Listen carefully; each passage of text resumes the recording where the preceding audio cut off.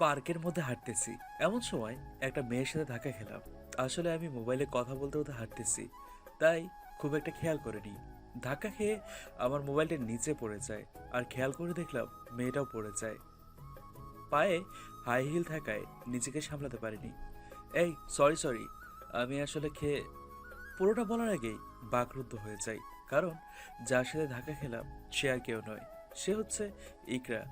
একসময় আমি নিজের চেয়েও বেশি ভালোবাসতাম, এখনো বাসি, কিন্তু সেটা নিজের মনের মধ্যেই সীমাবদ্ধ। ইকরাও আমার দিকে অবাক হয়ে তাকিয়ে রইল। আসলে 5 বছর পর দেখা, সবকিছু পাল্টে গেছে। দুজন দুজনের দিকেই তাকিয়ে রইলাম, কেউ কাউকে কিছু বললাম না। কিছুক্ষণ পর একটা মেয়ে এসে ইকরাকে নিয়ে যায়। সে হাঁটছে আর আমার দিকে চেয়ে আছে।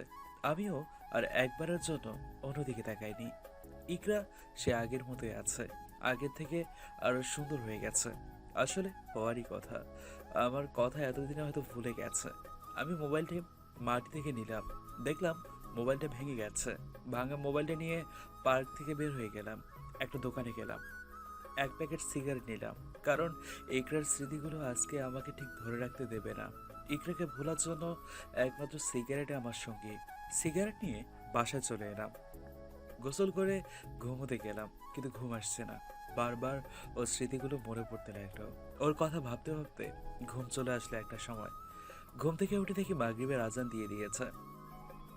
আমি উজু করে নামাজ পড়ে নিলাম। নামাজের মধ্যেও আজকের ঘটনাটা মনে পড়তে লাগলো।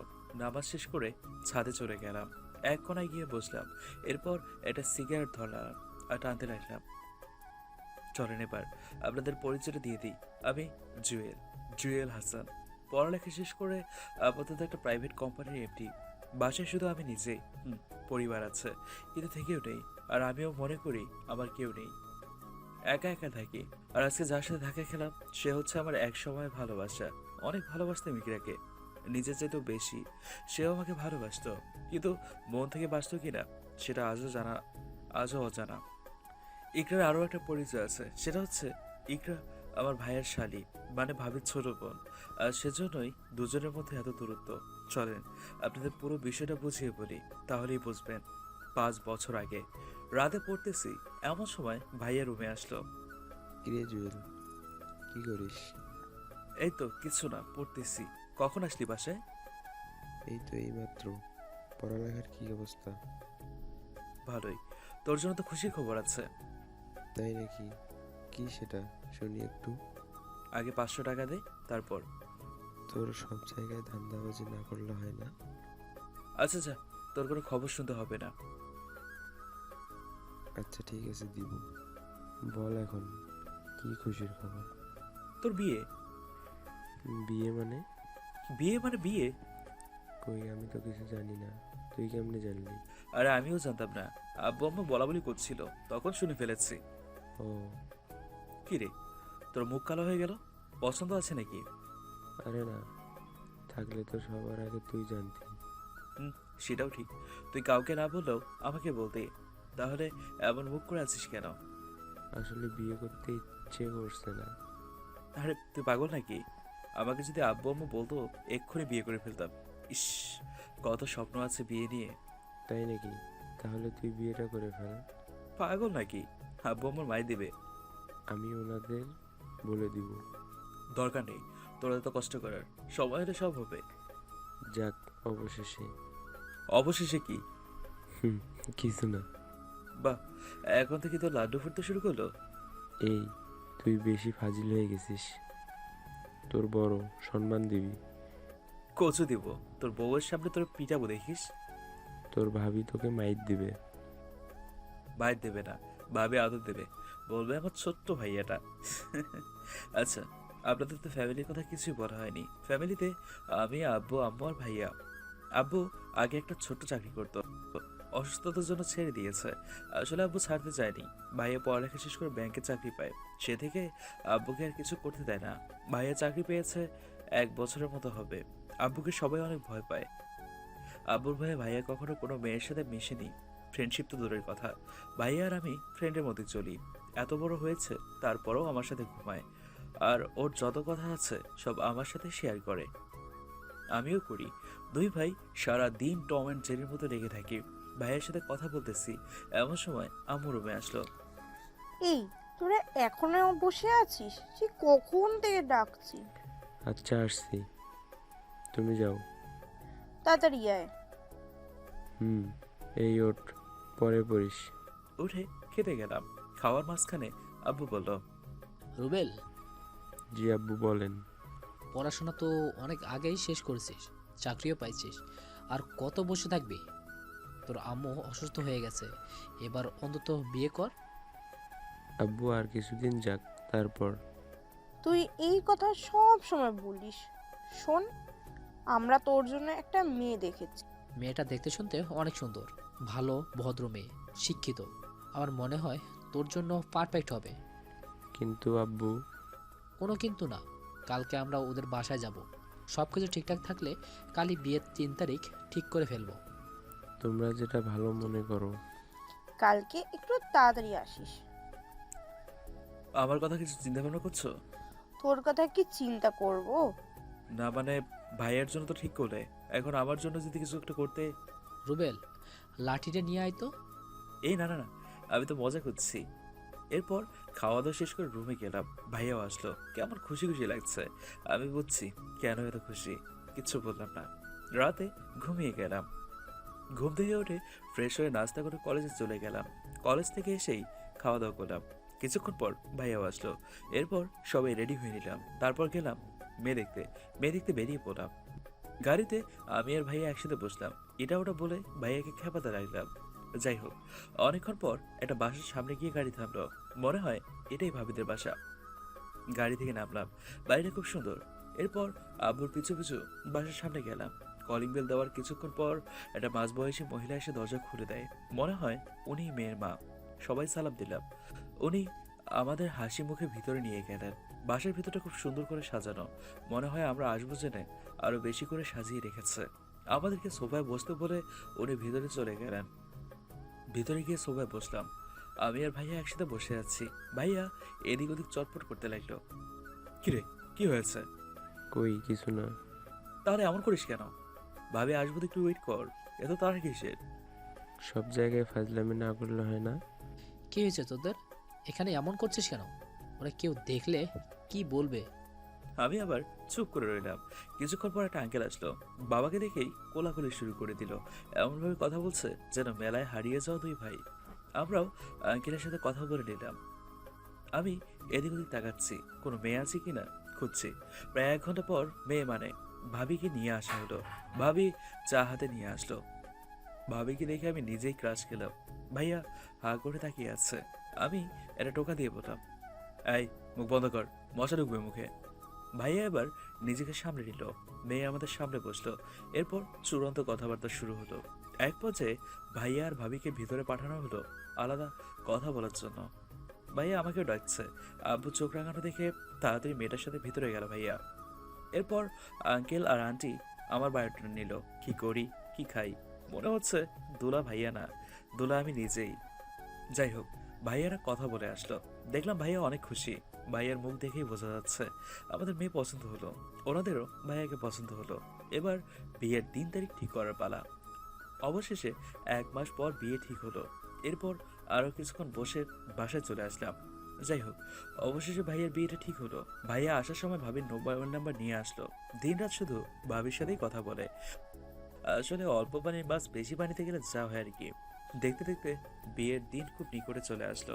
বিকেলবেলা আমি ছাদে বসে আছি, এমন সময় ভাইয়া আসলো। কিরে কি করিস? সেটা তো না জানলেও চলবে। যা, তোর বউয়ের সাথে কথা বল। আরে ও শুধু কল দেয়, তাই কথা না বলেও পারি না। বিয়ের আগেই তো এই অবস্থা, বিয়ের পর কি করবি? আচ্ছা বাদ দে, চল বাইরে থেকে ঘুরে আসি। তুই যা, আমি যাব না। আরে চল তো। ভাইয়া জোর করে বাইরে নিয়ে গেল। বাইক নিয়ে বের হয়ে কিছুক্ষণ ঘুরলাম। এরপর একটা রেস্টুরেন্টের ভিতরে গেলাম। কি খাবি? তোর যেটা মজা অর্ডার দে। আচ্ছা দিতেছি। ভাইয়া অর্ডার দিল। খাওয়ার সামনে আসলো। খেতে খেতে ভাইয়া বলল, তোর বন্ধুদের দাওয়াত দিয়েছিস? না দিইনি। কখন দিবি? আর তো বেশি দেরি নেই, কেনাকাটা আর কাজের চাপে সময় পাবি না। কালকে কলেজে গেলে দিয়ে দেব। হুম, তোর সব বন্ধুদেরই দিস। আর কালকে একটু কাজ করতে হবে। কি কাজ? কালকে তুই কার্ড বানাতে দিয়ে আসবি। তারপর তোর ফ্রেন্ড দুইটা আছে না, কি যেন নাম, সারাদিন তোর সাথে থাকে যে, সানি, আয়মান। ওদেরকে নিয়ে কয়েক জায়গায় গিয়ে বিয়ের দাওয়াত দিয়ে আসবি, মানে কার্ডগুলো দিয়ে আসবি। আচ্ছা, ঠিক আছে। হুম। এরপর আরও কিছুক্ষণ কথাবার্তা বলে বাসায় চলে আসলাম। অবশেষে বিয়ের দিন চলে আসলো। সব মেহমান একের পর এক আসতে লাগলো। আবার বন্ধুরা সবাই আসলো। সানি, আয়মান, ফাহাদ, হাকিম, ইউসুফ, ফারুক সবাই আসলো। বিয়েতে ওদের সাথে অনেক মজা করতাম। ফাহাদ আর সানি কয়েকটা মেয়েও পটিয়ে ফেলেছে। মহা ধুমধামে ভাইয়ার বিয়েটা শেষ হলো। বিয়ের কিছুদিন পর ভাইয়া আর ভাবি কক্সবাজার গেলে ঘুরতে, হানিমুনে। আমাকেও যেতে বলেছে, কিন্তু আমি যাইনি। আমার সাথে মোবাইলে কথা হয় সব সময়। ভাবির সাথে অনেক মস্করা করি। ভাবি আদর করে ছোট মেয়ে ডাকে। প্রায় 8 দিন পর ভাইয়া আর ভাবি বাসায় আসলো। এরপর খুব সুন্দরভাবেই দিন যেতে লাগলো। বিয়ের প্রায় 1 মাস পর ভাবি আম্মুকে বলল, আম্মু, একটা কথা বলতাম। হে মা, বল। বিয়ের পর থেকে তো আমাদের বাসায় যায়নি। সকালে আম্মু কল দিয়েছিল, আপনাদের সবাইকে নিয়ে যেতে বলেছে। সবাই তো আর যাওয়া সম্ভব না, বাসা খালি হয়ে যাবে। তুই আর রুবেল যা, কয়েকদিন থেকে আয়, ভালো লাগবে। বলেছে। আচ্ছা ঠিক আছে। রাতে ভাইয়া আসলো। আম্মু ভাইয়াকে সব বুঝিয়ে বলল। ভাইয়া বলল ছুটি পেলে যাবে। পরের দিন ভাইয়া অফিসে গিয়ে 5 দিনের ছুটি নিল। এরপর বাসায় আসলো। আব্বু, জুয়েল কই? মনে হয় রুমে আছে, গিয়ে দেখ। আচ্ছা। কিছু না, কখন আসলি? এইমাত্র। শোন, কালকে কাপড় চোপড় সব কিছু নিয়ে রেডি থাকবি। কেন? ঈশিতাদের বাসায় যাব। তোর শ্বশুরবাড়ি তুই যা, আমি কি করব? যেতে বলেছি যাবি, এত কথা বলিস কেন? না রে, আমি যাব না। ওকে, তুই না গেলে আমিও যাব না। এমন সময় ভাবি আসলো রুমে। কি ছোট মিয়া, যাবে না কেন? বাসায় বউ আছে নাকি? আসলে ভাবি, এসব বলে লাভ নেই। তোমার কাপড় চোপড় আমি ব্যাগে নিয়ে নিচ্ছি, সকালবেলা রেডি থাকবে। তাহলে এত ভাবি আর কোনো কথা বলতে দিল না আমায়। এরপর খাওয়া দাওয়া করে ঘুমিয়ে গেলাম। পরের দিন ঘুম থেকে উঠে ফ্রেশ হয়ে নাস্তা করে নিলাম। দেখি ভাইয়া আর ভাবি রেডি হয়ে বসে আছে। আমিও তাড়াতাড়ি গিয়ে রেডি হয়ে নিলাম। এরপর বাইরে আসলাম। দেখলাম ভাইয়া ব্যাগপত্রগুলো গাড়িতে উঠালো। এরপর ভাইয়া আর ভাবি দুজনে আব্বু আম্মুকে সালাম করে গাড়িতে উঠলো। আমি আম্মুকে বললাম, আমাকেও বিয়ে দাও। এভাবে সালাম করে শ্বশুরবাড়ি যাব। সবাই হাসতে লাগলো। এরপর গিয়ে গাড়িতে বসলাম। ভাইয়া আর ভাবির পেছনে আমি ড্রাইভারের সাথে। ড্রাইভার আগে থেকেই পরিচিত। আমরা কোথাও গেলেই ওনার গাড়ি রিজার্ভ করি। কথা বলতে বলতে ভাবিদের বাসায় চলে গেলাম। গাড়ি থেকে নামলাম। ভাইয়া তোরা যা, আমি ব্যাগপত্র নিয়ে আসছি। তুই পারবি না? আমিও নেই। পারবো, তোরা যা। আচ্ছা, আয়। ভাইয়া আর ভাবি হাঁটা দিল। আমি গাড়ি থেকে ব্যাগ ধরে নামালাম। এরপর ওগুলো নিয়ে ভিতরে গেলাম। বিয়ের পর এই প্রথম ভাবির বাসায় আসলাম। আগে এসেছিলাম বিয়ের আগে। ভেতরে গিয়ে ব্যাগগুলো রাখলাম। জুয়েল, তুমি গিয়ে ফ্রেশ হয়ে আসো। কোন রুমে? ডান পাশের ওটাতেই যাও, ওখানেই কেউ থাকে না। ওয়াশরুমে গেলাম ফ্রেশ হওয়ার জন্য। ওয়াশরুমের দরজা খুলেই একটা রাশি খেলাম। ভেতরে একটা মেয়ে গোসল করছে। আমাকে দেখে একটা চিৎকার দিল। চিৎকার শুনে আমি দিলাম এক দৌড়। মেয়েটা দরজা লাগিয়ে দিল। চিৎকার শুনে সবাই রুমে আসলো। একটু পর মেয়েটাও বাইরে আসলো। দেখতে তো মাশাআল্লাহ। রেডি থাকবে। তাহলে এত জোরে চিৎকার দিল কে? আহ, উনি, মেয়েটাকে দেখিয়ে দিলাম। এই আপু, এই ছেলেটা কে? আমার বেডরুমে কি করে? আরে ও আমার দেবর। কেন, কি করছ? ভাবে আমি বলছি, এই না না, কারণ আমি যা দেখেছি সেটা যদি সবাইকে বলি তাহলে মেয়েটার মান ইজ্জতের 12টা বাজবে। না আপু, কিছু হয়নি। তেলাপোকে দেখেই আমি চিৎকার দিয়েছি। তোরা যা। সেই জন্য এভাবে চিল্লাবি? আচ্ছা ডাইনিং রুমে আয়। সবাই একে একে রুম থেকে বেরিয়ে গেল। আমিও বেরিয়ে গেলাম। আসলে এখানে দাঁড়িয়ে থাকতে কেমন যেন অস্বস্তি লাগছে। আমি ডাইনিং রুমে চলে গেলাম। সবার সাথে কথা বললাম। নাস্তা করে ভাইয়া আর ভাবি একটা রুমে গেল। আমি ছাদে চলে গেলাম। কেমন জানি বিরক্ত লাগছে এই বাসায়। ছাদে গিয়ে ছাদের এক কোণায় বসে আছি। কিছুক্ষণ পর ভাবি আসলো। কি ব্যাপার ছোট মিয়া, মন খারাপ নাকি? না ভাবি, আমি ঠিক আছি। কি কিছু তো একটা হয়েছে, আমাকে বলো, সমস্যা নাই। আসলে ওই মেয়েটার চিল্লানি শুনে নার্ভাস হয়ে গেছি। আরে ওটা মেয়ে না, আমার বোন। ওর নাম হচ্ছে। আচ্ছা, আপনার বোন আছে? আগে তো বলেননি। আর বিয়ের সময় তো দেখিনি। আসলে ও হোস্টেল থেকে পড়াশোনা করে, আর বিয়ের সময় ওর এক্সাম ছিল, তাই আসেনি। ও আচ্ছা। ইকরা কি তোমাকে কিছু বলেছে? না। আচ্ছা নিচে চলো। ভাবির সাথে নিচে চলে গেলাম। ভিতরে গিয়ে দেখি মেয়েটা মানে ইকরা ভাইয়ের সাথে ভাব জমিয়েছে, বসে বসে টিভি দেখতেছে। আমি গিয়ে ভাইয়ের সাথে বসলাম কোথাও গিয়েছিলি? ছাদে। আচ্ছা, পরিচয় করিয়ে দিই। এই হচ্ছে আমার একমাত্র শালী ইকরা। আর ইকরা, এ হচ্ছে আমার আদরের ছোট ভাই, কলিজার টুকরা জুয়েল। হ্যালো বেয়ান। আমি কিচ্ছু বললাম না। দুপুরে খাওয়া দাওয়া করলাম, গিয়ে সোফায় বসলাম। ভাইয়া শোন, কিছু বলবি?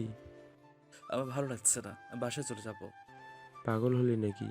তুই আমাদের সাথেই থাকবি, আর আমাদের সাথেই বাসায় যাবি। আরে তোরা থাক, আমি গেলাম। চুপ কর, আব্বুকে বলে দিলে মাইর দিবে। কয়েকদিন গেলে ভালো লাগবে। কিচ্ছু বললাম না। এভাবে বিকেলটা কাটলো। রাতে আমি ছাদে গেলাম, বসে বসে গান গাইছি। এমন সময় গান তো ভালোই গাইতে পারেন। উঠে যাচ্ছিলাম। এই বসুন। কোথায় যাচ্ছেন? নিচে। নিচে কি? বসুন এখানে। আবারও বসলাম। সরি। সরি কেন? দুলাভাইয়ের সামনে আপনার সাথে এমন ব্যবহার করার জন্য। It's okay. আপনার নামটা যেন কি? জুয়েল। পড়ালেখা কিসে করেন? অনার্স দ্বিতীয় বর্ষ। গুড। আপনি বোকা নাকি? হঠাৎ এই প্রশ্ন? আমি সব কিছু বলছি, আপনি তো কিছুই বলছেন না। না, এমনি। আচ্ছা, আপনার সম্পর্কে বলেন। আপুর থেকে জেনে নিয়েন। এভাবে আরেক কিছুক্ষণ কথাবার্তা বললাম। মোটামুটি ভালোই লাগলো। পরের দিন ইকরা আর আমি ঘুরতে বেরোলাম। একটা রিক্সা নিয়ে ঘুরছি। আস্তে আস্তে আমি মেয়েটার প্রতি দুর্বল হয়ে গেছি। এভাবে মজা মাস্তিতে 5 দিন গেল। আসার সময় ইকরার জন্য খুব খারাপ লাগলো। অনেকবার বললাম আমাদের বাসায় আসার জন্য। বিদায় নিয়ে চলে আসলাম। ছোট মিয়া, কি অবস্থা? অবস্থা তো ভালোই। সেটা তো দেখতেছি, ভেতরে ভেতরে লাড্ডু ফুটতেছে। ঘটনা কি? কিছু না। আমাকে বলা চাই না? হুম, ঘটনা হচ্ছে আপনার বোন আমার মনটা রেখে দিয়েছে। হঠাৎ করে ভাবির মুখটা কালো হয়ে গেল। মাইন্ড করলো কিনা কে জানে। মুখে হাসি রেখে বললাম, এত সহজে ইকরা প্রেমে পড়বে না। চেষ্টা করতে তো বাধা নেই। তুমি জীবনেও পারবে না। ওরে পটানো এত সহজ না। আচ্ছা, সময় হলে দেখা যাবে। এভাবেই দিন যেতে লাগলো। আমি বারবার ইকরাকে স্মরণ করতে লাগলাম। আসার সময় ওর মোবাইল নম্বরটা আনতে ভুলে গেছি। ভাবির কাছে লজ্জা চাইতেও পাচ্ছি না। কিছুদিন পর ভাবির আব্বু আম্মু আর ইকরা আমাদের বাসায় আসে। আমি তো সেই মহা খুশি। আঙ্কেল আন্টি চলে যায়, ইকরা বাসায় থেকে যায়। ইকরাকে দেখলে আমি স্পিকারে রোমান্টিক সব গান ছেড়ে দিতাম। ভাবি একবার বলেছিল নীল শার্টে নাকি আমাকে অনেক সুন্দর দেখায়। সেদিকে নীল শার্টটাই পরে ইকরার সামনে ঘোরাফেরা করতাম। কিন্তু ইকরার মাঝে একটা পরিবর্তন খেয়াল করলাম। সেদিন রাতে ইকরা আমাকে বলল, এই যে মিস্টার জুয়েল, বলেন। আপনার কাছে কি শুধু একটাই শার্ট? না, কেন? তাহলে সারাদিন এটা গায়ে দিয়ে রাখেন কেন? এরপর থেকে প্রতি ঘন্টায় ঘন্টায় শার্ট চেঞ্জ করতাম, শুধু ইকরার চোখে পড়ার জন্য। আচ্ছা, আপনাকে একটা কথা বলার ছিল। কি কথা বলেন? কোনো রকম ইতস্তত না করে ডিরেক্ট বলে দিলাম, আহ, আমি আপনাকে ভালোবাসি। এটা সম্ভব নয়। কেন? এক ঘরে দুই বোন জীবনেও পসিবল না। সেটা নয় আমার উপর ছেড়ে দেন। আপনি শুধু হ্যাঁ অথবা না বলে দেন। এখন না, তো কখন? 2 দিন পর। এখন বলে সমস্যা কি? আমাকে 2 দিন ভাবতে দেন। আচ্ছা, ঠিক আছে। এরপর ইকরা নিচে চলে যায়। আমি টেনশনে পড়ে গেলাম। ইকরা কি রাজি হবে নাকি হবে না সেটা নিয়ে চিন্তা হচ্ছে। যা হোক, 2 দিন অনেক কষ্টে কাটালাম। এরপর ইকরাকে বললাম, 2 দিন তো চলে গেল, এবার উত্তরে দেন। আপনি যদি আমাকে একটু অন্যরকম ভাবে প্রপোজ করেন তাহলে একসেপ্ট করব। অন্যরকম মানে? মানে যে স্টাইলে কেউ কখনো কাউকে প্রপোজ করেনি, আপনি আমাকে সেই স্টাইলে প্রপোজ করবেন, তাহলে আমি রাজি হব। কিছুতেই কোনো কথা কোনো কিছু মাথায় আসছে না। অবশেষে একটা নতুন পদ্ধতি মাথায় আসতো। আমি সেই স্টাইলে প্রপোজ করে দিলাম। ইকরা কয়েকদিন পর অ্যাকসেপ্ট করলো। আমি তো খুশিতে শেষ। ফাইনালি ইকরা রাজি হলো। ইকরা আর আমি হাত ধরাধরি করে হাঁটতেছি। এমন সময় ভাবি দেখে পড়লো। আমি ইকরার হাত ছেড়ে দিয়ে তাড়াতাড়ি রুমে চলে গেলাম। ভাবি কিছুক্ষণ তাকিয়ে থেকে কিছু না বলে নিজের রুমে চলে গেল। রাতে খেতে গেলাম সবাই, ইকরাও আছে।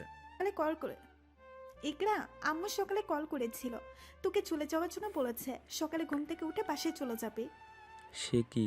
সে আছে কয়েকদিন থাকুক। না, অনেক দিন থেকেছে, আর থাকার দরকার নেই। এই জুয়েল, ভাইয়া বল। সকালে ইকরাকে বাসায় দিয়ে আসিস, আমি বাইক রেখে যাব। সেটার কোনো দরকার নেই। ইকরা সিএনজি নিয়ে চলে যাবে, অথবা তুমি যাওয়ার সময় নামিয়ে দিও। কিন্তু আমার অফিস। তাহলে ইকরা গাড়ি নিয়ে চলে যাবে। আমি বুঝছি ভাবি কেন এমন করছে, ইকরাও বুঝছে। সে বারবার আমার দিকে তাকাতে লাগলো। আমি কিছু না বলে সোজা রুমে চলে গেলাম। পরের দিন ছাদে গিয়ে বসে আছি। ভাবি ইকরাকে একরকম জোর করে বাসা থেকে বের করে দিল। মেয়েটা বারবার আমার দিকে তাকাতে থাকলো।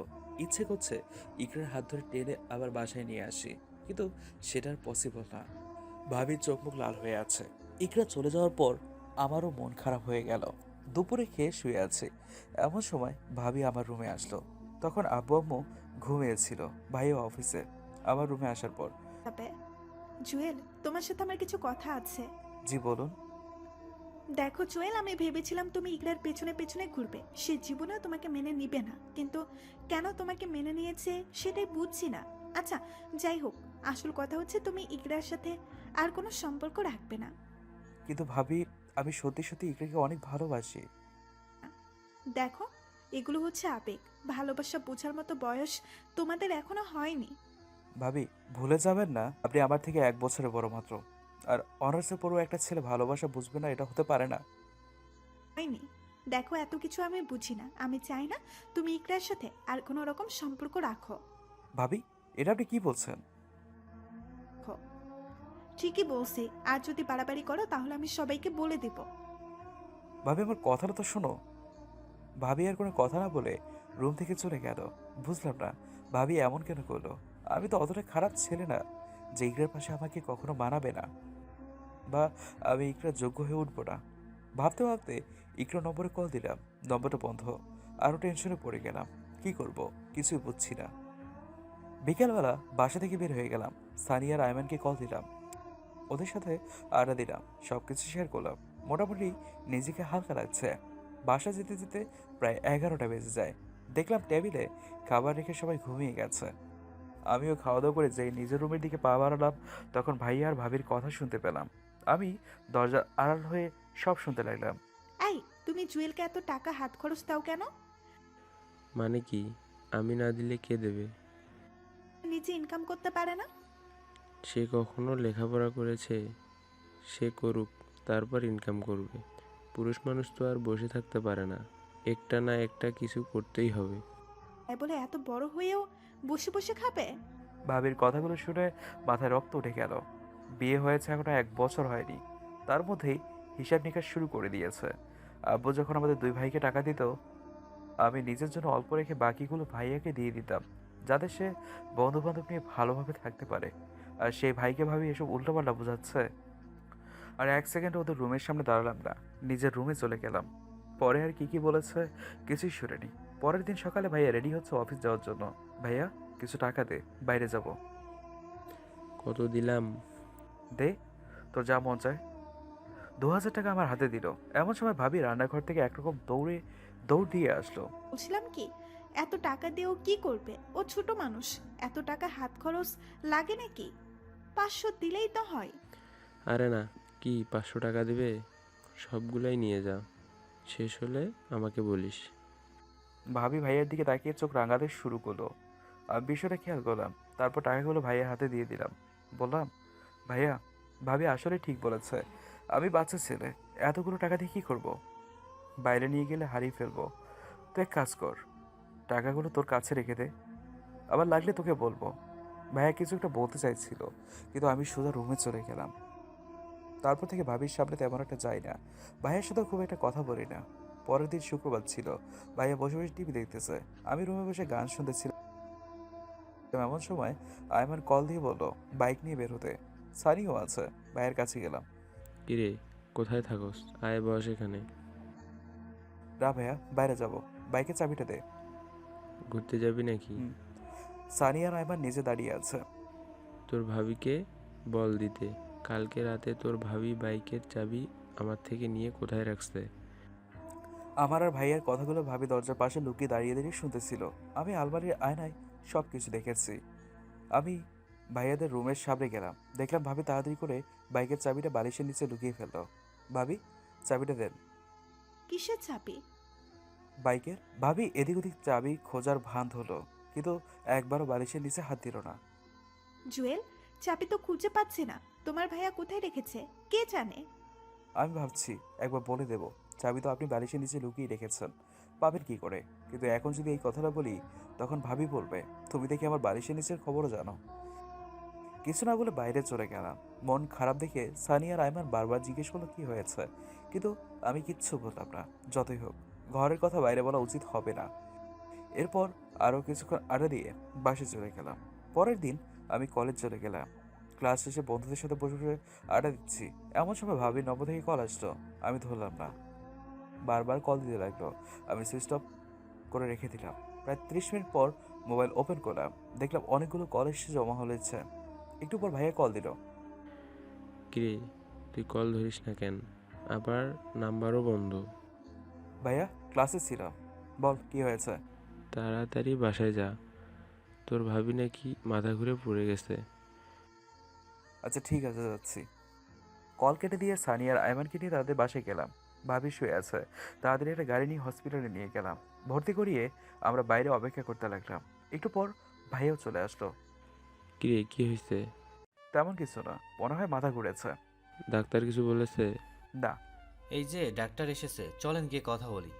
ডাক্তার সাহেব, ঈশিতার কি অবস্থা? ভালোই, তেমন কিছু হয়নি। রোগী আপনার কি হয়? জি, আমার ওয়াইফ। কনগ্রাটিউশন, আপনি বাবা হতে চলেছেন।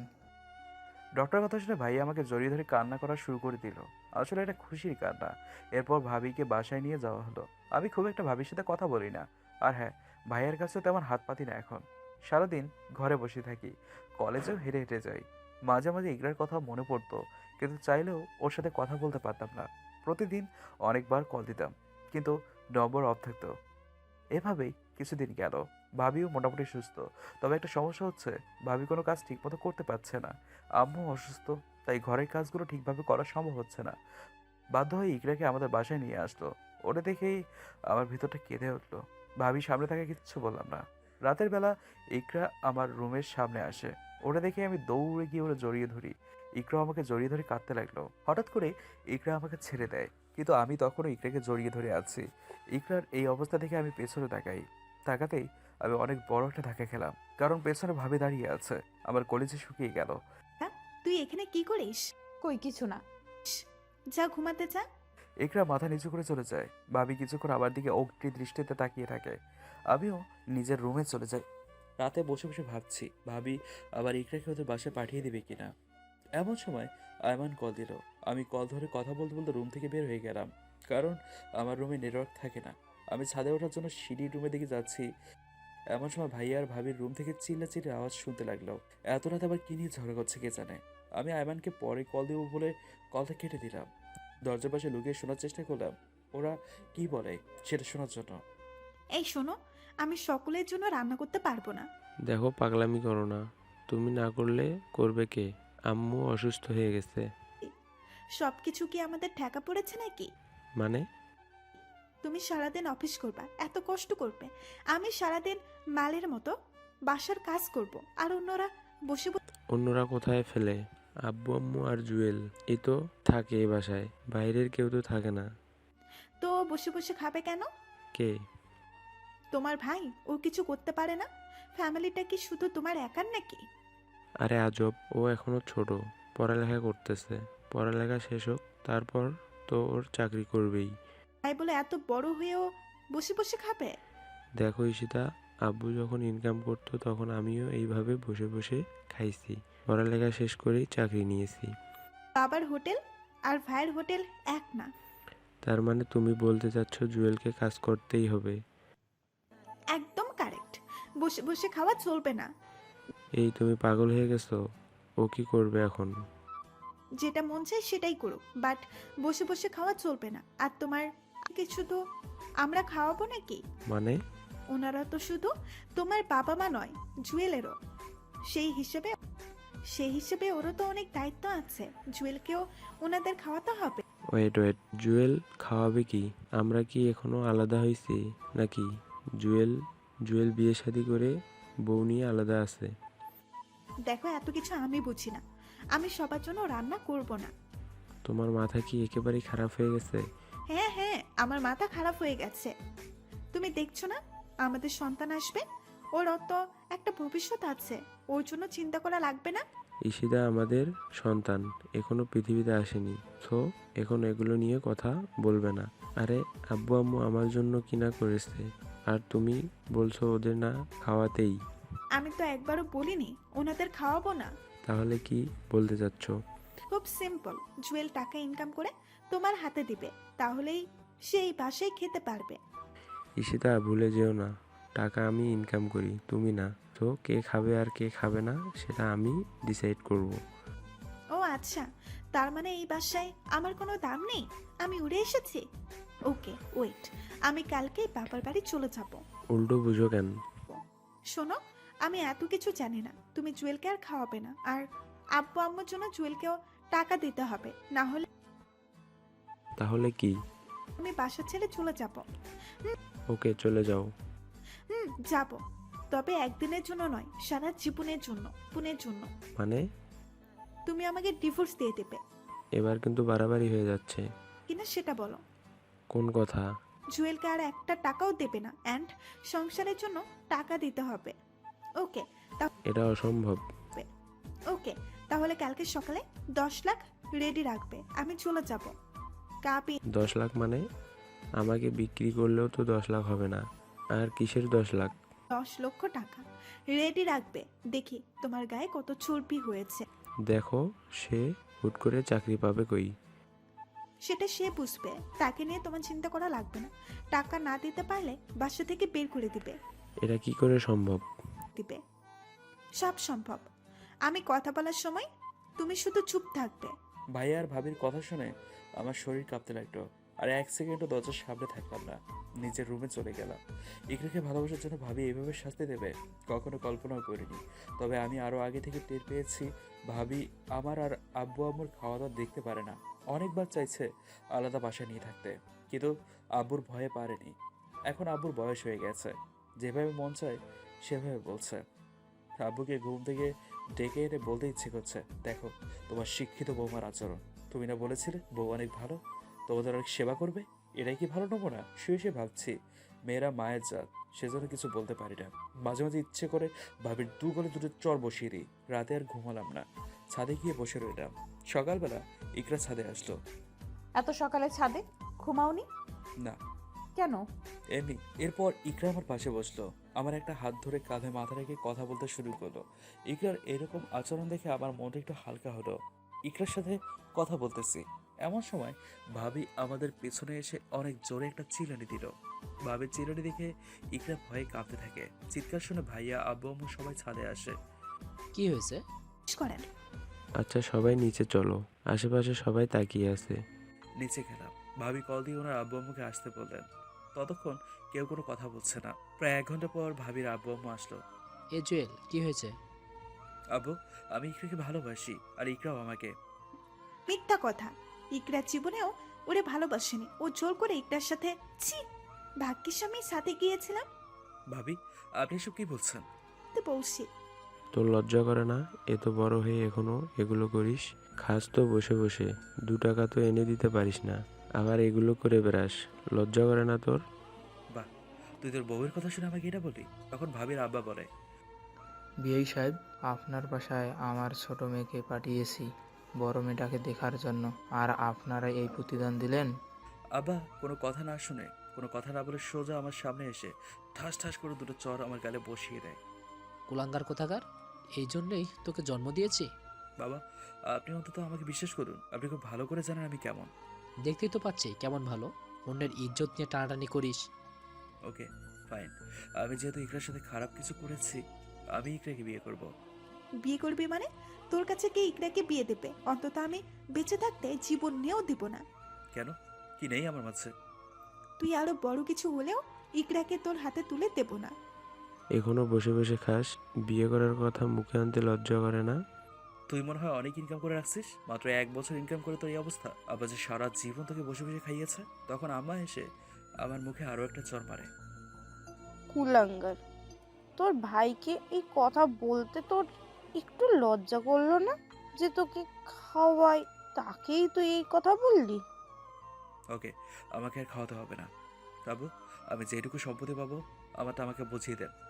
আমি ইকরাকে বিয়ে করব। আমি মারা যাওয়ার পর যেটা ইচ্ছে সেটা করিস, এর আগে একরতিও কেউ পাবি না। এই টাকার মরদ নাই, আবার সম্পত্তি নিতে আস। ভাবি, আমার মাথাটা গরম করবেন না, তাহলে কিন্তু আমি ভুলে যাব আপনি আমার ভাবি। কি করবি তুই? হ্যাঁ, কি করবি? মনে রাখিস, তুই যতই চালাকি করিস না কেন, ইকরাকে পাবি না।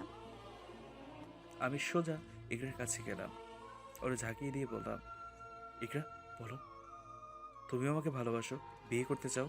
বলে দাও ইকরা। ইকরা কয়েকবার ভাবির দিকে তাকালো, তারপর না সুযোগ মাথা নাড়লো।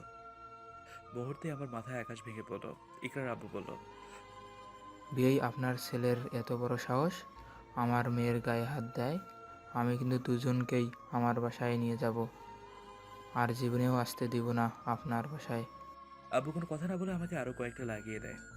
আব্বু, ইকরা মিথ্যা বলছে, ও ভাবির ভয়ে এমনটা করছে। এই ফালতু, এই তোর মতো আমি এত মিথ্যুক নয়। আমার বোনের রুচি এতটা খারাপ না যে তোকে বিয়ে করবে। নিজেকে আর কন্ট্রোল করে রাখতে পারলাম না, ভাবির গায়ে হাত তুলে ফেললাম।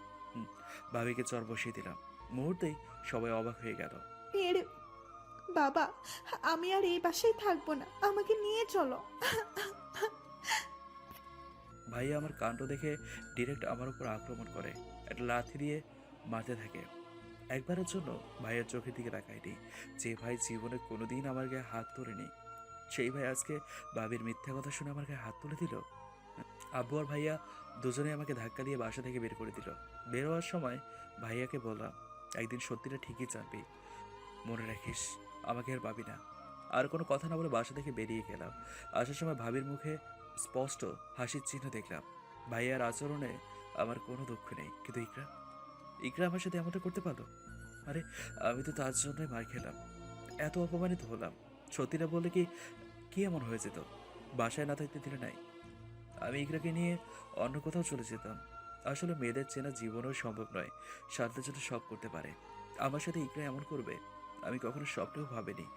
সে যদি সত্যি কথাটা বলতো, তাহলে ভাবি ছাড়া সবাই পজিটিভ থাকতো। ওয়াদা করলাম আর জীবনে কোনো দিনও ওই বাসায় গিয়ে থাকবো না, কোনো দরকার ছাড়া যাব না। আর আব্বু আম্মু ছাড়া ওদের কারোর সাথে কোনোদিন কথাও বলবো না। বাসা থেকে বের হয়ে একটা নির্জন জায়গায় গিয়ে বসে রইলাম। বসে বসে কান্না করছি। এমন সময় কেউ একজন আমার কাঁধে হাত রাখে। পেছনে তাকাতেই বাসা থেকে বের হয়ে একটা নির্জন জায়গায় গিয়ে বসে রইলাম। বসে বসে কান্না করছি। এমন সময় কেউ একজন আমার কাঁধে হাত রাখে। পেছনে তাকাতে দেখি সানিয়া রায়মান। কি রে, তুই এখানে? আমরা তোকে অনেক খুঁজেছি। চল এখন কোথায়? বাসায়। না, আবার কাজ আছে, তোরা যা। মন খারাপ করে বসে থেকে লাভ আছে? ফ্যামিলিতে একটু সমস্যা হয়, এটা কোনো ব্যাপার না। তোদের কে বলেছে? আন্টি কল করে সব বলেছে, তুই বাসায় চল। না, আমি জীবনেও আর ওই বাসায় যাব না। দেখ, তুই পাগলামি করিস না, চল বাসায় চল। বললাম তো আমি যাব না। তো তুই কোথায় যাবি? আমাকে নিয়ে তোদের চিন্তা করা লাগবে না, তোরা যা। সত্যি যাবি না? না, কি করবি তাহলে? জানি না, তবে এটা শিওর থাকছে আমি আর বাসায় যাচ্ছি না। পড়ালেখার কি হবে? জানি না, করবো না। আর করে লাভ কি? দেখ, এই সামান্য ঘটনার জন্য পড়ালেখা বন্ধ করিস না। তুই তোর ফ্যামিলিকে দেখিয়ে দে, তোর ভাবিকে বুঝিয়ে দে যে তাদের ছাড়াই তুই প্রতিষ্ঠিত হতে পারিস। আচ্ছা, এখন আমার সাথে আমাদের বাসায় চল। কি করবি সেটা পরে দেখা যাবে। সেটাই, চল। এরপর আয়মানদের বাসায় চলে গেলাম। রাতে আমি, সানিয়ার আয়মান ওদের ছাদের উপর বসে আছি। বারবার ইকরার কথা মনে পড়তে লাগলো। ওয়েল, বল। কাজ কর, কি? ইকরাকে উঠিয়ে নিয়ে আয়, তারপর বিয়ে করে নে। না রে, ইকরা ওর আব্বু আম্মুর উপর কথা বলবে না। আর ইকরাকে আমি নিয়ে আসলে ভাইয়া আর ভাবির ডিভোর্স হয়ে যাবে। তা কি করবি? দোস্ত, আমি ওরা ছাড়া থাকতে পারবো না। তুই বাসায় ফিরে যা, দেখবি সব মেনে নিবি। না, আমি ওয়াদা করেছি, আমি আর ওই বাড়িতে গেলেও থাকবো না। শুধু আব্বু আম্মু ছাড়া কারোর সাথে কথা বলবো না। যদিও যাই, এক ফোঁটা পানিও খাবো না। একটা কাজ কর, কি? তুই চট্টগ্রামে চলে যা। কেন? ওখানে গিয়ে পড়ালেখাটা শেষ কর। ইকরার বয়স এখনো বেশি হয়নি, তুই ভালো কোনো একটা চাকরি করে ফেল। এমনিতেই তোর কাছে বিয়ে দিবে। এটাই কর। আমার কয়েকটা ফ্রেন্ড ওখানে আছে, ওদের সাথে থাকবি, পড়ালেখা করবি। আমি ওদের বলে দিব যাতে তোর জন্য একটা চাকরি দেখে বা কয়েকটি টিউশনি দেখে, যা খরচটা অন্তত চালাতে পারিস। ওকে, তাহলে তুই কথা বল। আচ্ছা ঠিক আছে। এই দিন যাচ্ছে, হঠাৎ একদিন সানি কল দিয়ে বললো ইকরার বিয়ে হয়ে গেছে। আমাকে জানায়নি, কারণ আমি জানলে নাকি সমস্যা করতাম। সানিও শুনেছে বিয়ের কয়েকদিন পর। ইচ্ছে করছে উড়ে ইকরার কাছে চলে যাই, কিন্তু পারলাম না। নিজেকে আর স্থির রাখতে পারলাম না। ফ্যামিলি এত বড় গাদ্দারি করবে কখনো কল্পনা করিনি।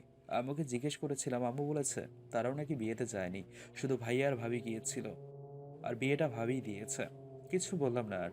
সেদিন অনেকগুলো ঘুমের মেডিসিন খেয়ে ফেলি নিজেকে সারা জীবনের জন্য ঘুমানোর জন্য, কিন্তু সেটাও পারলাম না। ইউসুফ, ফাহাদ, হাকিম তাড়াতাড়ি করে হসপিটালে নিয়ে যায়, অল্পের জন্য বেঁচে যাই।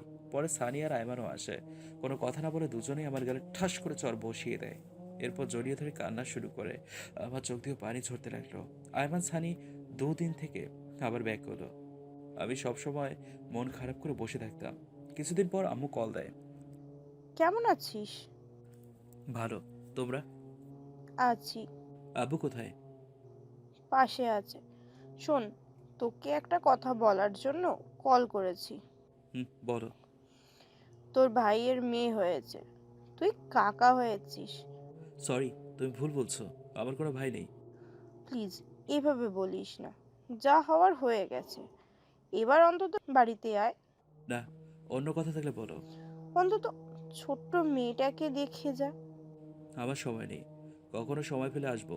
এই কথা বলে কলটা কেটে দিলাম। আম্মু কান্নাকাটি করলো অনেক, বাট আমি যাইনি। এভাবে মাস শেষ হয়ে বছরও শেষ, আমি আর বাসায় যাইনি। এগুলোর জন্য এখনও আমি কান্না করি। সত্যি অনেক ভালোবাসতাম মেয়েটাকে, কিন্তু মেয়েটাও স্বার্থপর। ওর জন্য ঘর ছাড়া হলাম, কিন্তু খুব সহজেই অন্য কাউকে বিয়ে করে নিল। একবারও ভাবলো না আমার কথা। প্রায় 2 বছর পর আমি অনার্স শেষ করে মাস্টার্সে ভর্তি হলাম। ছোট একটা চাকরিও পেলাম। মাঝে মাঝে আব্বু আম্মুর জন্য টাকা পাঠাই, যাতে ভাবি আব্বু আম্মুকে কিছু বলতে না পারে। একদিন আব্বু কল দিল। এমনিতেই আব্বুর সাথে আমার কথা বলি না, বাসা থেকে বের হয়ে যাওয়ার পর একদিন বলেছি, তাও ভুলে। আর আজকে আব্বু নিজেই কল দিল, দিয়ে বলল আম্মু নাকি অনেক অসুস্থ, শেষবারের মতো আমাকে দেখতে চাইছে। আব্বুর কথা শুনে নিজেকে স্থির রাখতে পারিনি। ব্যাগপত্র গুছিয়ে ফ্যানের দিকে রওনা দিলাম। অবশেষে ফ্যানে চলে আসলাম। সানিয়া আয়মান দেখেই জড়িয়ে ধরলো। এরপর ওদেরকে সাথে নিয়ে বাসার দিকে পা বাড়ালাম, কিন্তু ওরা গেল না। কলেজে গিয়ে একটা কাজ আছে নাকি। ওরা কলেজে চলে গেল। আমি বাসার দিকে রওনা দিলাম। ঘরের দিকে তাকালাম, দেখি 11টা বাজে। একটা হোটেলে গিয়ে দুপুরের খাওয়াটা প্যাকেট করে নিলাম, সাথে কয়েক বোতল পানি নিলাম। আব্বু আম্মুর জন্য কিছু জিনিস নিয়ে আর ভাইয়ার মেয়ের জন্য কয়েক প্যাকেট চকলেট নিয়ে বাসায় গেলাম। দরজার সামনে দাঁড়িয়ে রইলাম, কিরকম অস্বস্তি লাগছে, শরীর কাঁপছে। কাঁপা কাঁপা শরীর নিয়ে কলিং বেলে চাপ দিলাম। ভেতর থেকে কেউ বলল দরজা খোলাই আছে। আমি ভেতরে গেলাম। ছোট্ট একটা পরীকে দেখে আমার চোখ আটকে গেল। পরীটার কেউ নয়, আমার ভাইয়ের মেয়ে। চেহারাটা একদম ভাইয়ের মতো। কে গো তুমি? বাহ, কথাও বলতে পারে। তুমি কে? তোমার নাম কি? আমার নাম তমা। তুমি কে? আমি তোমার চাচ্চু। তুমিই সেই যার জন্য দাদু প্রতিদিন কাঁদে। যাও তুমি পচা, তোমার সাথে কথা নাই। ও হলে হলে বাবুটা রাগ করে দেখছি। এটা বলেই তমাকে করে তুলে নিলাম। তারপর চকলেটগুলো ওর হাতে দিলাম। ওরে করে নিয়ে আম্মুর রুমে গেলাম। আম্মু আমাকে দেখেই কাঁদতে শুরু করলো। আমি গিয়ে সালাম করব, এমন সময় আমাকে জড়িয়ে ধরে সে কি কান্না। মা তো ছেলের কষ্ট সহ্য করতে পারে না। আমিও মাকে জড়িয়ে ধরে রাখলাম কিছুক্ষণ। মা আগের মতো নেই, শরীর পুরো ভেঙে গেছে। আমি মায়ের পাশে বসে আছি, তমা আমার কোলে। এমন সময় আব্বু রুমে আসলো। আব্বুর চোখেও স্পষ্ট পানি দেখতে পেলাম। আব্বু প্রায় কেঁদে দিল। অনেকক্ষণ পর ভাবি আসলো। আমি এসছি যে হয়তো জানে না। আমার রুমে কানাকাটি আওয়াজ শুনে আসলো। ভাবি আমাকে দেখে কিছুক্ষণ চেয়ে রইল। কিছু বলতে যাবে তার আগেই আমি উঠে তোমাকে কোলে নিয়ে ছাদে চলে গেলাম। মেয়েটা অনেক মিষ্টি, একদিনে মন জয় করে নিল। কিছুক্ষণ ছাদে থেকে নিজের রুমে গেলাম। সেই সব কিছুই আগের মতো আছে। পুরনো স্মৃতিগুলোর কথা মনে পড়ে আমারও চোখের কোণে পানি জমা হলো। তারপর আম্মুর কাছে গেলাম, গিয়ে আম্মুর পাশে বসে কথা বলতেছি। এমন সময় ভাবি আসলো। সবাইকে খাওয়ার জন্য ডাকছে। চল খেতে চল। আমি খাবার নিয়ে আসছি, তোমরা আমার সাথে খাও। কি বলিস? কোথায় থেকে আনলি? হোটেল। এরপর ব্যাগ থেকে খাবার বের করে আমি আব্বু আম্মু মিলে খেয়ে নিলাম, তোমাকেও খাইয়ে দিলাম। ভাবি কিছুক্ষণ অবাক হয়ে চেয়ে রইল, তারপর নিজের রুমে চলে গেল। বিকেলবেলা আমি চলে যাওয়ার জন্য রেডি হচ্ছে এমন সময় আব্বু বলল, কোথায় যাচ্ছিস? চলে যাচ্ছি। কয়েকটা দিন থেকে যা। না আম্মু, কাজ আছে। আজকের রাতটা থেকে যা। প্লিজ বাপ, না করিস না। আচ্ছা। বিকেলবেলা বের হয়ে সানিয়া আর আয়মানের সাথে আড্ডা দিলাম, মনটা একদম ফ্রেশ হয়ে গেল। রাতে বাসায় যাওয়ার সময় সানিয়া আর আয়মানকেও নিয়ে গেলাম, কারণ আমি ওই বাসায় থাকবো না, বিদায় নিয়ে চলে আসবো। তাই বাসায় গেলাম। সানিয়া আর আয়মান আম্মুকে দেখলো, কথা বললো। তমা এসে আমার কোলে উঠে গেল। কিছুক্ষণ পর ভাইয়া আসলো, আমি আম্মুর কাছে ছিলাম। আমাকে দেখে দৌড় দিয়ে আসতে যাবে এমন সময় আমি মোবাইলটা কানে লাগিয়ে উল্টো দিকে হাঁটা দিলাম। ভাইয়া নিশ্চিত বুঝছে আমি ওর সাথে কথা বলবো না। ভাইয়ের সাথে ভাবিও ছিল। আমি মোবাইলটা কানে লাগিয়ে সানির কাছে চলে আসলাম। ভাইয়াও আসলো। কি অবস্থা তোমাদের? জি ভাইয়া, ভালো। আজকে সবাই খেয়ে যাবে। আসলে ভাইয়া আম্মুকে বলে এসেছি, আম্মু অলরেডি খাবার রেডি করে ফেলেছে। না, এত কথা আমি শুনবো না, আজকে খেতেই হবে। ওরা আর কিচ্ছু বললো না। আমি মোবাইলটা আবারও কানে লাগিয়ে বাইরে চলে গেলাম। বাইরে গিয়ে হোটেল থেকে খাবার নিয়ে বাসায় গেলাম। আমার রুমে আমরা তিনজন বসে আছি, এমন সময় ভাবি আসলো, খাওয়ার জন্য ডাকছে। ওরা উঠে গেল, আমাকে ওঠালো।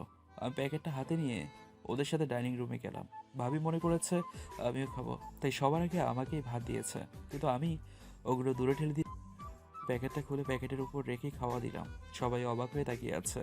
আব্বু আম্মু আর খেলো না, ভাইও রেখে উঠে গেল। এরপর রুমে এসে রেডি হয়ে দিলাম, সব কিছু নিয়ে বের হবো। এমন সময় দেখি তমা নেই, মনে হয় ঘুমিয়ে গেছে। আব্বু আম্মুকে সালাম করে বেরিয়ে পড়লাম। আম্মু কান্না থামাচ্ছেই না। ভাইয়া আর ভাবি এক কোণে দাঁড়িয়ে রইল। এরপর বেরিয়ে আয়মানদের বাসায় চলে গেলাম। রাতটা ওখানে থেকে পরের দিন আবারও চট্টগ্রাম চলে গেলাম। এরপর থেকে আম্মুর সাথে মোবাইলে কথা হয়। ভাইয়া নাকি সেদিন ভাবিকে অনেক বকাঝকা করেছে। আমার পিচ্ছি আম্মুরা বলতো, পিচ্ছিটার সাথে প্রতিদিন আমার কথা হয়। এভাবেই দিন যাচ্ছে। মাস শেষ হয়ে বছর। আমি মাস্টার্স কমপ্লিট করলাম, একটা কোম্পানির এমডি হলাম। চাকরি বাকরি সব কিছু ভালোভাবেই যাচ্ছে।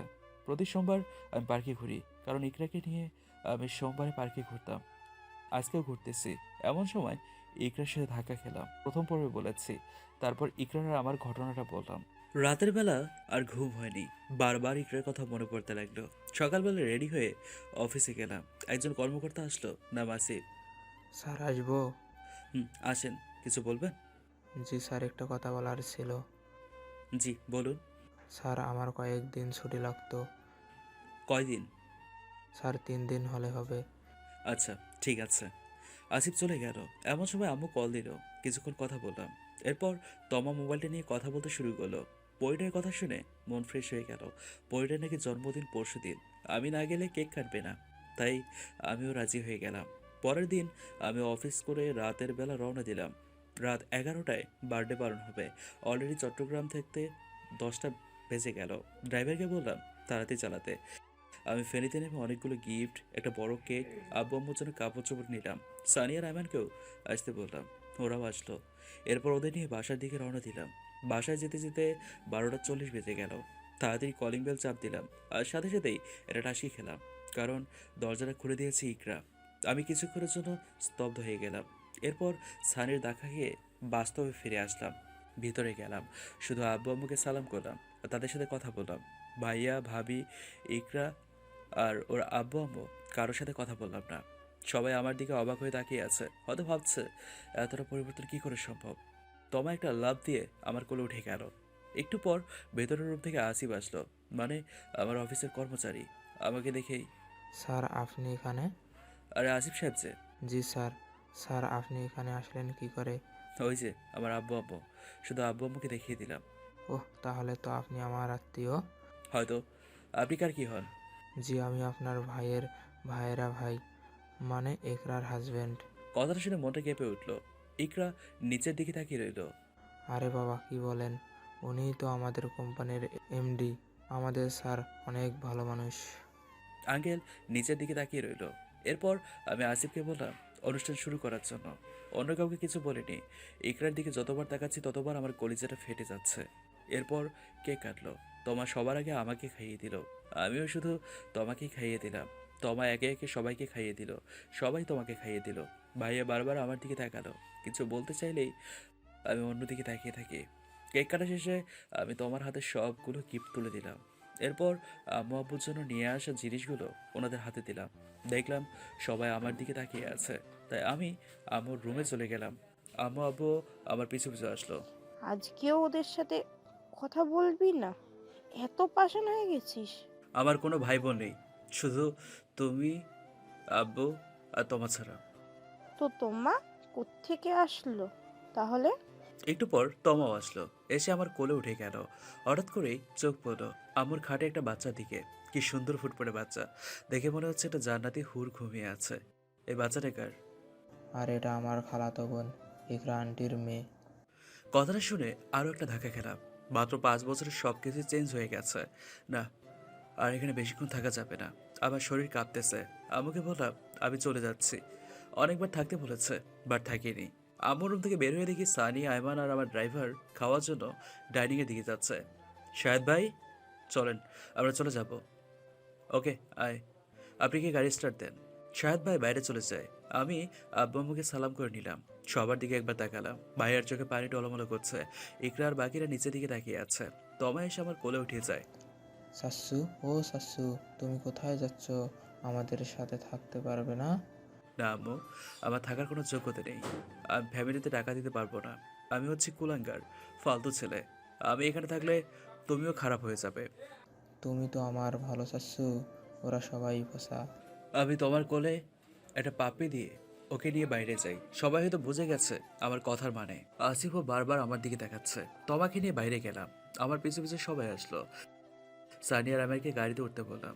তোমার হাতে কতগুলো টাকা দিয়ে তোমাকে আম্মুর কোলে দিয়ে শেষবারের মতো সবার দিকে তাকিয়ে গাড়িতে উঠে গেলাম। শাহেদ ভাই গাড়ি টান দিল। আম্মু কান্না শুরু করলো। আমারও চোখ দিয়ে পানি ঝরতে লাগলো। কিছুদূর গিয়ে আমরা একটা হোটেলে খেয়ে নিলাম। সানিয়া আর আয়মানকে বিদায় দিয়ে আবারও চট্টগ্রামের দিকে রওনা দিলাম। গাড়ি চলছে তার আপন মনে। আমি হারিয়ে গেছি ফেলে আসা সেই অতীতে।